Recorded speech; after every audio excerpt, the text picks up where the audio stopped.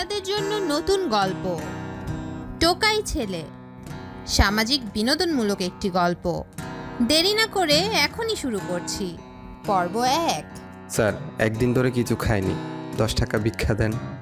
দূর হও শালা, কোথায় থেকে যে আসে এইসব ছেলে, কাজ করে খেতে পারিস না? কাজ দিলে তো আর ভিক্ষা করে খেতাম না স্যার। আপনার কাছে যদি কোনো কাজ থাকে আমাকে দিন না স্যার, তাহলে অনেক বড় উপকার হবে স্যার। দূর হও তো, আমি নিজেই কাজ খুঁজে পাই না, সেখানে তোকে কাজ দিব কি করে? যখন আপনার কাছেই কাজ নেই তখন আমার কাজে কেন বাধা দিচ্ছেন? তোর তো সাহস দেখছি কম না, তুই আমার মুখের উপর কথা বলিস।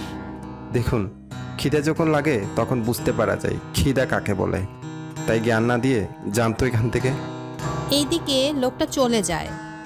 লোকটা যাওয়ার পর আকাশ ওখানে ভাবতে থাকে, মানুষ কতটা নিষ্ঠুর হতে পারে। এই শহরে কেউ কারো উপকার করে না, সবাই যে যার মতো করে চলতে থাকে। কিছুক্ষণ পর একটা মেয়ে আকাশের সামনে দিয়ে চলে যায় রিকশায় করে। আকাশ শুধু মেয়েটির দিকে তাকিয়েছিল। কিছুক্ষণ পরেই মেয়েটির পিছনে পিছনে দৌড়তে থাকে। মেয়েটি ব্যাপারটা লক্ষ্য করে বলে, মামা, গাড়ি থামান তো। রিকশাওয়ালা রিকশা থামিয়ে দেয়। তাই আকাশ তাড়াতাড়ি গিয়ে রিকশার কাছে পৌঁছায়। ওই ছেলে, এইভাবে আমার রিকশার পিছনে কেন দৌড়াচ্ছিস? আপনার ওটা রিক্সার চাকার সাথে আটকে আছে, তাই সে কথা বলার জন্য আপনার পেছনে দৌড়াচ্ছি। তুই তো সত্যি খুব ভালো ছেলে। তা কি নাম তোর? আমার নাম আকাশ।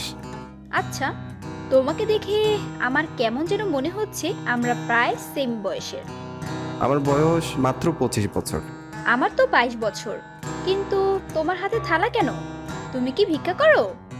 জি, ঠিক ধরেছেন। কিন্তু কেন এই বয়সে ভিক্ষা করো? কাজ তো করতে পারো। সেই অনেক দুঃখের কথা। এরপর আকাশ সংক্ষেপে কিছু কথা বলতে থাকে।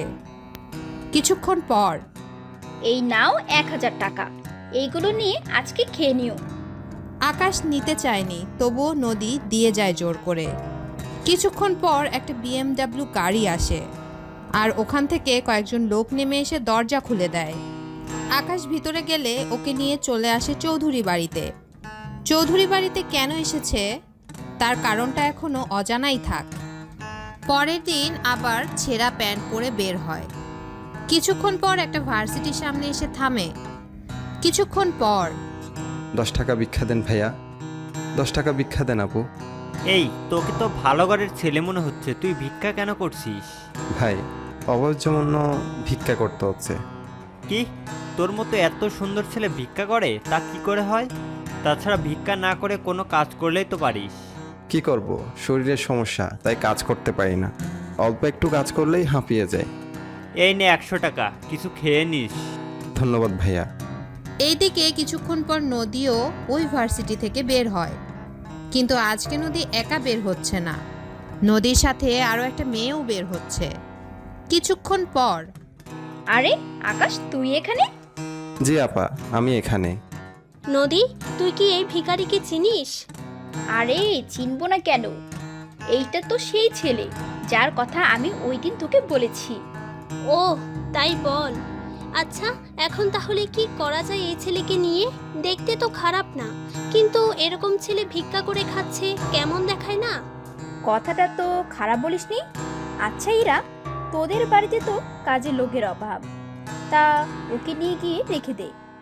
এই, মাথা খারাপ নাকি? ওকে ঠিক মতো চিনি না, জানি না, এরকম ছেলেকে বললেই কি রেখে দেওয়া যায় নাকি? কথাটা ঠিক বলেছিস, কিন্তু আমাদের কিছু একটা তো করতে হবে। পরেরটা পরে দেখা যাবে, এখন চল আমরা যাই। আচ্ছা চল। এইদিকে আকাশ শুধু ইরার দিকে তাকিয়ে আছে, কেননা কোনো কথাই বলতে পারছে না, শুধু ইরার চলে যাওয়া দেখতে থাকে। কিছুক্ষণ পর আবির কল দেয়। বন্ধু, কোথায় তুই? এই তো ভার্সিটির সামনে। ভার্সিটির সামনে তো আমিও দাঁড়িয়ে আছি, কিন্তু তোকে তো কোথাও দেখতে পাচ্ছি না। আমি অন্য ভার্সিটিতে। আচ্ছা, একটু অপেক্ষা কর, আসতেছি।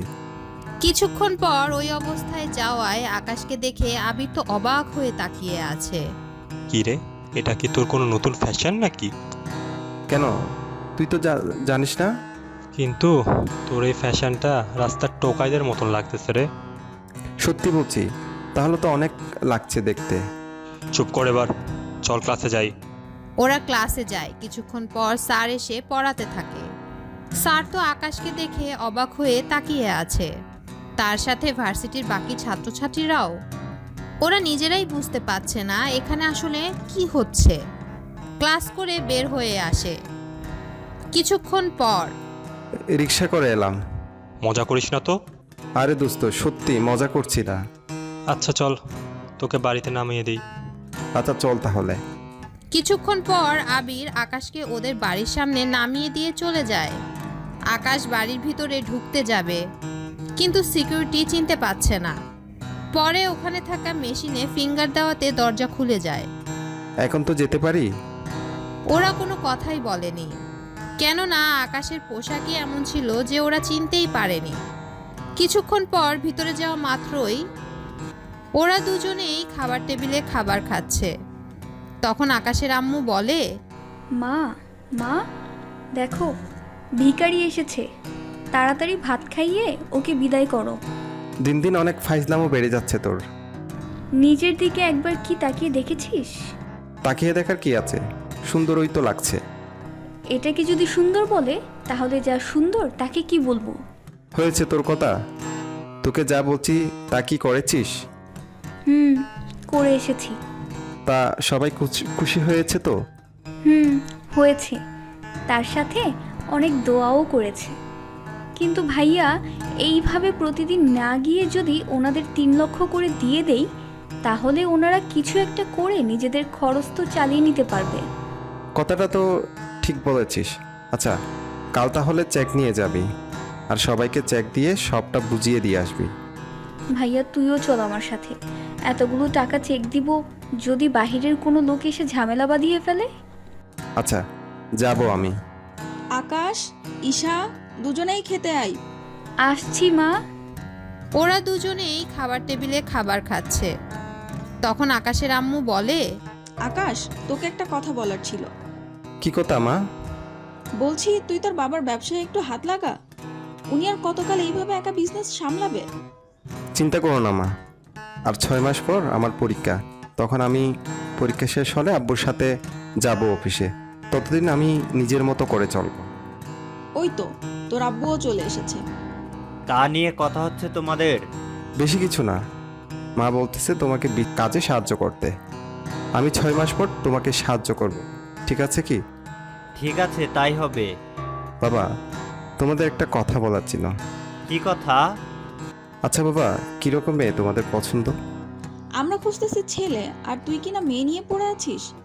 কিসের ছেলে, কার জন্য? কার জন্য আবার? ঈশার জন্য।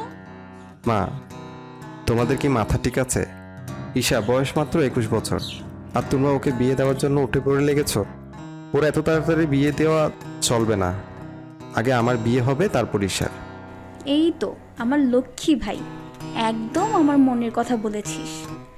কিন্তু আকাশ, এরপর কি আর ভালো পাত্র পাবে? তারপরে দেখা যাবে। এখন যা নিয়ে কথা বললাম তা তো তোমাদের বলা হলো না। সে বিষয়ে পরে জানবো। তার আগে তুই আমার একটা প্রশ্নের উত্তর দে। কি প্রশ্ন শুনি? তবে কোনো উল্টাপাল্টা প্রশ্ন কিন্তু করবে না। আরে, উল্টাপাল্টা প্রশ্ন কেন হবে? ঠিক আছে, তাহলে প্রশ্নটা করো। তুই প্রতিদিন পর্বটি কেমন লেগেছে কমেন্ট করে জানাতে ভুলবেন না। দেখা হচ্ছে নতুন পর্বে, ততক্ষণের জন্য বিদায়।